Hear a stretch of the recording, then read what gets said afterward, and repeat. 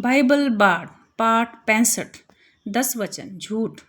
नमस्ते और शुभ दिन। मैं हूँ बाइबल बाढ़ यानी वह कहानी सुनाने वाला जो प्राचीन मौखिक परंपराओं से जुड़े ग्रंथों को सुनाता है।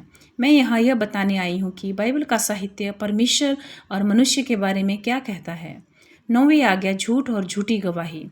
आज हम 9वीं आज्ञा की ओर बढ़ते हैं।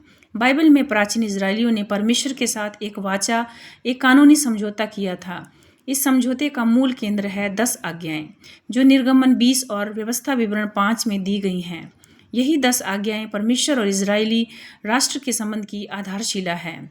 परमेश्वर के साथ रिश्ते की आज्ञाएं। पहली, धर्म त्याग न करना। दूसरी, मूर्ति पूजा न करना। तीसरी, परमेश्वर के नाम का अपमान न करना। चौथी, विश्राम दिन का पालन करना और लोगों के बीच रिश्तों के लिए आज्ञाएं हैं। पांचवी, माता पिता का आदर करना। छठवीं, हत्या न करना। सातवीं, व्यभिचार न करना। आठवीं, चोरी न करना। नौवीं, झूठी गवाही न देना। और 10वीं, लालच न करना। हर एपिसोड में हम एक एक आज्ञा को देखते हैं और यह भी कि कैसे इजरायली बार बार इनका उल्लंघन करते गए।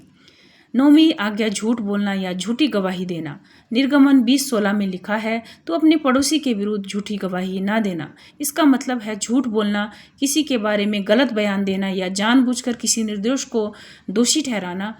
उदाहरण, पहला राजा 21, नबोत की बेल। इस आज्ञा का उल्लंघन हम पहला राजा 21 में देखते हैं। इजराइल का राजा अहाब एक व्यक्ति नबोत की अंगूर की बारी चाहता है, जो उसके महल के ठीक पास है। वह नबोत से कहता है, यह बारी मुझे बेच दो, मैं इसे सब्जी का बाग बनाना चाहता हूँ। नबोत मना कर देता है। जब राजा की पत्नी जिबेल यह बात सुनती है तो वह खुद योजना बनाती है। वह राजा की मुहर लगाकर नगर के नेताओं को पत्र लिखती है। पहला राजा 21:9-10। उपवास का दिन घोषित करो और नबोत को लोगों के बीच एक ऊंची जगह पर बैठाओ। फिर दो दुष्ट लोगों को सामने बैठाओ जो यह कहे कि नबोत ने परमेश्वर और राजा को श्राप दिया है। फिर उसे बाहर ले जाकर पत्थर मार डालो।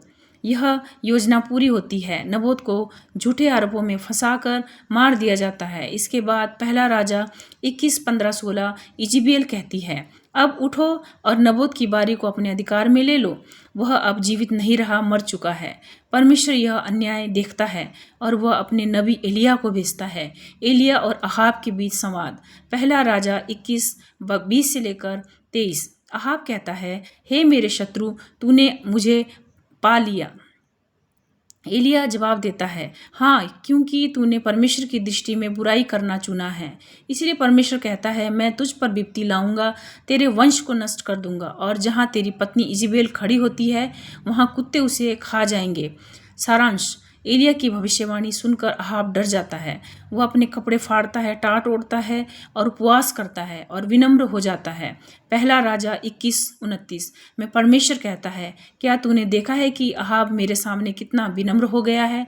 इसलिए मैं यह विपत्ति उसके जीवन काल में नहीं लाऊंगा, बल्कि उसके पुत्र के समय में लाऊंगा। बिल्कुल वैसे ही जैसे परमेश्वर ने दाऊद के पश्चाताप पर दया की और वैसे ही अहाब की विनम्रता पर थोड़ी देर के लिए न्याय को टाल दिया गया।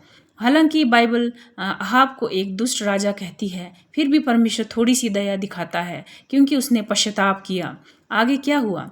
कहानी दूसरा राजा 8 में जारी रहती है, जहां एलिया जा चुके होते हैं और अब उनका सेवक एलीशा प्रमुख नबी बन जाता है। एलीशा एक युवा नबी को भेजते हैं जो एक योद्धा याहू का अभिषेक करता है, उसे राजा बनाता है ताकि वो एलिया की दी हुई भविष्यवाणी को पूरा करे।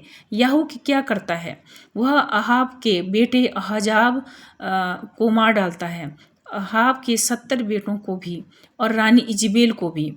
इसके बाद वह बाले पूजकों की सभा बुलवाता है और सबको मरवा देता है। दूसरा राजा 10:28-31 कहता है, इस प्रकार याहू ने इजराइल में बाल की पूजा को समाप्त किया, लेकिन वह भी पूरे मन से परमेश्वर की व्यवस्था पर नहीं चला। यानी अहाब की तरह याहू की वंशावली भी 4 पीढ़ियों में खत्म हो जाती है। कारण, क्योंकि परमेश्वर के साथ की वाचा को राज्य, सरकार या जनता ने प्राथमिकता नहीं दी। यहू ने बाल पूजा को मिटाया, लेकिन बछड़े की मूर्ति पूजा को बनाए रखा, क्योंकि वह राजनीतिक रूप से सुविधाजनक थी। अविश्वास, अवज्ञा और झूठ का यह सिलसिला तब तक जारी रहा जब तक कि असीरियों और बेबीलोनियों ने यहूदा और इज़राइल दोनों राज्यों को नष्ट नहीं कर दिया और लोगों को इधर उधर बिखेर नहीं दिया। निष्कर्ष, बाइबल बार यही प्रस्तुत करता है कि बाइबल क्या सिखाती है। मैं आपको किसी धर्म में बदलने नहीं आई हूँ। यह पॉडकास्ट जानकारी देने वाला है ताकि आप खुद सोचें, समझें और तय करें कि आप बाइबल के विचारों से सहमत हैं या नहीं। बाइबल बार की यही शैली है, सीधी, केंद्रित और बिना भटकाव के। ट्विटर, इंस्टाग्राम और फेसबुक पर बाइबल बार्ड को फॉलो करें। अगर आप कुछ कहना चाहते हैं तो हमें biblebards@gmail.com पर लिखें। आपकी प्रतिक्रिया जानकर हमें खुशी होगी। धन्यवाद। आपका दिन शुभ रहे।